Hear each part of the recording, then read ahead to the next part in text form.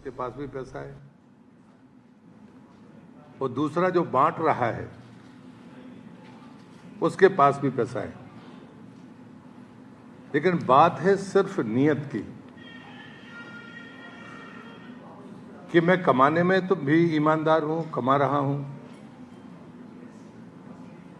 लेकिन कमाई का कुछ हिस्सा मुझे समाज को वापस भी करना है, ये उसकी जवाबदेही है। और इसलिए मुझे लगता है कि हम ड्यूटी पर जरूर बात करें।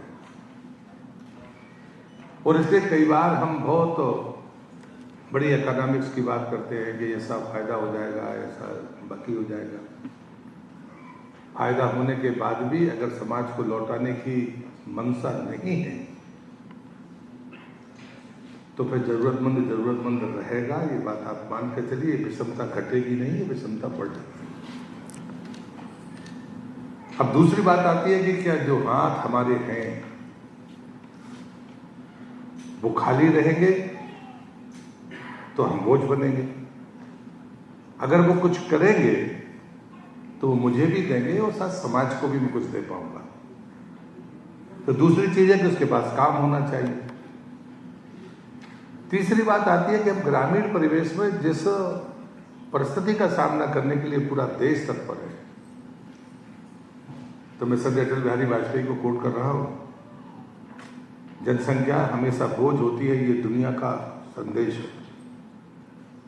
लेकिन एकमात्र दुनिया में एक ऐसे नेता थे जिसने कहा कि हम सिर नहीं गिनते, हाथ गिनते हैं। अगर इन हाथों को काम लगा दिया जाए तो उस समय हम 100 करोड़ थे। 200 करोड़ हाथ एक दिन में पूरी दुनिया की भुखमरी दूर कर सकते हैं।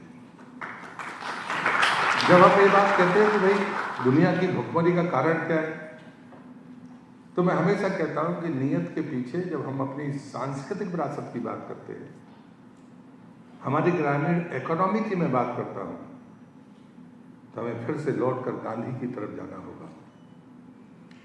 हमें फिर से लौटकर पंडित दीनदयाल उपाध्याय की थ्योरी एकात्म मानव दर्शन की तरफ जाना होगा।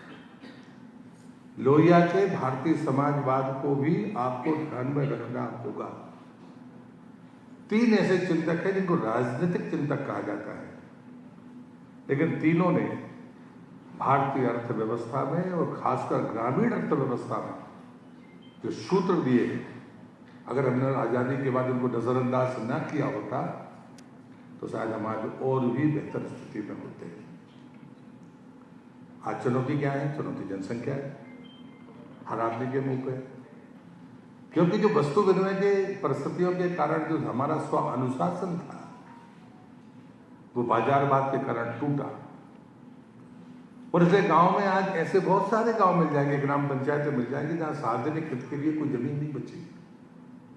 अगर आपको बड़ा मैदान बनाना है तो आपको जमीन नहीं है उसके पास। यूनिट आपने छोटा करके देख लिया, यूनिट आपने बड़े करके देख लिए।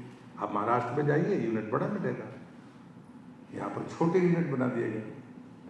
कहीं ये अपने प्रशासनिक खर्चों के बोझ में खत्म तो नहीं हो जाएंगे?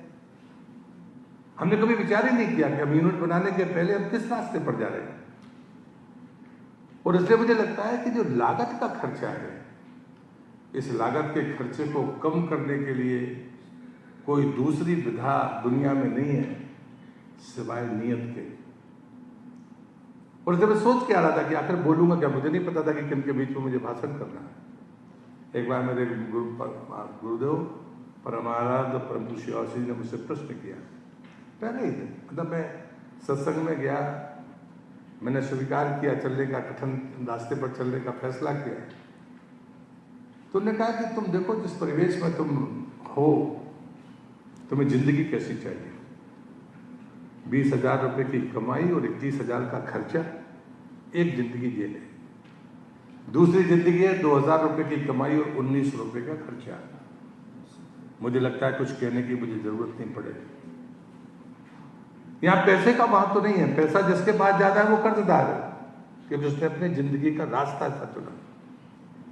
जिसकी कमाई कम है लेकिन उसके खर्चे कम है, इसलिए बचत और बरकत उसके पास में है, वो अपना भी फायदा करेगा। जो होगा तो शायद अपने बच्चों के लिए, परिवार के लिए, समाज के लिए देने की उसकी हैसियत है। कर्जदार क्या देगा? और यहां पर पैसा नहीं है महत्वपूर्ण, लेकिन हमारे सोचने में, जो धुरी है वो दुर्भाग्य से धन हो गई है। तो धन तो बहुत है, पशुधन है, हमने उसको जीरो कर दिया, हमने नकार दिया उसको। हमारा जंगल धन था, वन धन था, हमने उसको तिरस्कृत किया, जिसके बगैर हमारा जीवन हो नहीं सकता। उसको भी हमने कभी गंभीरता से नहीं लिया।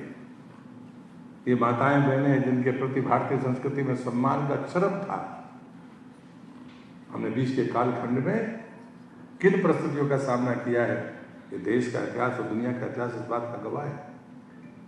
आज हम उन खाली हाथ बैठी मातृ शक्ति को जब हमने कोई मसाल थमाई तो हम मान के चलते हैं कि नहीं, उसके रिक्त स्थान को भरने का काम अगर किसी ने किया तो मैं मानता हूं कि समूह की कल्पना, वो पंचायती राज की गांधी के पहले की भी जो कल्पनाएं थी उसका एक हिस्सा है कि कोई खाली नहीं बैठना चाहिए। समूह कोई नौकरी नहीं, लेकिन किसी के पास 2 घंटे बचते हैं अपने कामकाज को पूरा करने के बाद, बच्चों की जवाबदेही पूरी करने के बाद, परिवार की जवाबदेही पूरी करने के बाद, किसी के पास 4 घंटे, किसी के पास 6 घंटे। अगर वो 2 घंटे में कुछ कर ले और उससे कुछ कमाई हो जाए तो परिवार को बल मिलेगा। लेकिन उसमें बाध्यता नहीं है कि आपको 8 घंटे की ड्यूटी करनी है, ये बाध्यता नहीं है। हम फिर से उसी तरफ जा रहे हैं जहां पर जवाबदेही के आधार पर, समय की उपलब्धता के आधार पर हम अपने श्रम की कीमत को वसूल सकें। लेकिन हम जब कभी सामाजिक परिवर्तन की बात करते हैं या सामाजिक सुरक्षा की बात करते हैं, मैं उन दोनों को भी देखता हूं। मैं बहुत पहले 4-10 इतने लंबे समय से पहले मैं संसद में गया था, लेकिन जब पैमानों को हमने देखा, नापने के, तोलने के, आकलन करने के, उन सब पर भी हम अपने पुरखों से बहुत पीछे निकले। हम तकनीक हमारे पास आई, लेकिन हमारा पैमाना कभी वो परिणाम नहीं दे सका जो हमारे बुजुर्ग, जिनको कोई कम पढ़ा लिखा कहते थे, हम उनके मुकाबले आकलन नहीं कर पाए।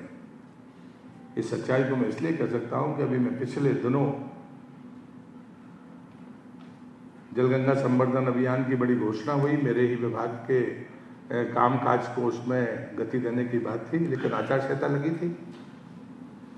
तो मैंने कहा कि चलो किसी नदी के उद्गम पर जाएंगे, और मैं इसलिए कि पहले जल शक्ति मंत्री था और बेतवा के उद्गम पर गया था। भोपाल के पास मुख्य मार्ग से 100 मीटर भी भीतर नहीं होगा, लेकिन इस शहर के 98% लोग बेतवा का उद्गम नहीं जानते हो।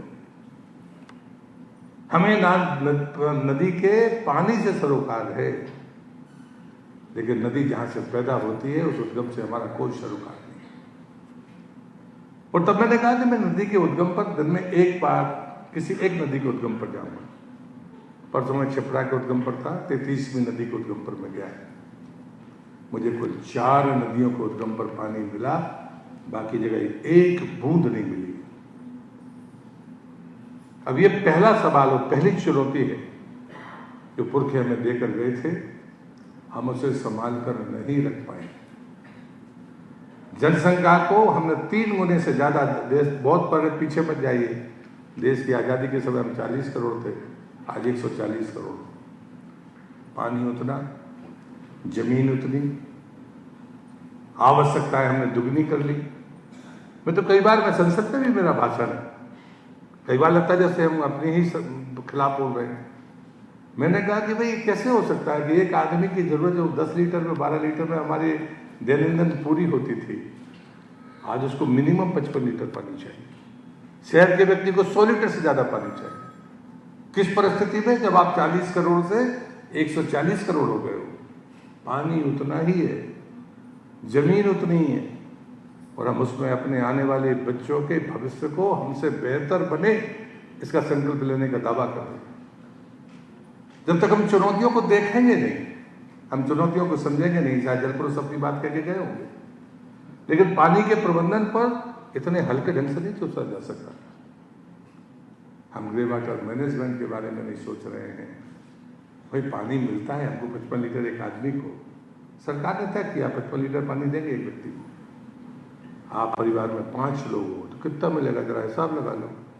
गांव की आबादी, पंचायत की आबादी।